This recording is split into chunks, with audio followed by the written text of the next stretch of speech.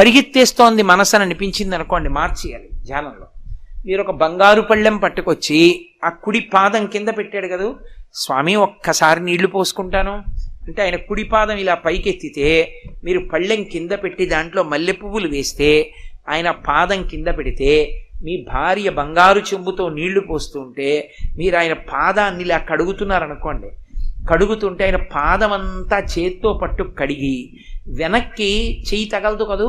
అందుకని నీళ్లు పోస్తుంటే వెనక్కి పోయివే అని ఆయన పంచె ఎడంచేత్తో ఎత్తి పట్టుకుని వెనక్కి ఇలా కడుగుతున్నారనుకోండి, కడుగుతుంటే వెనక ఎముక మెత్తటి పాదం వెనక భాగం మీ కుడి అరిచేతికి తగులుతుంటే కడిగి, ఇప్పుడు 2 చేతులతో కడిగిన తర్వాత ఆ నీళ్లు మంచి వాసన వస్తుంటాయి.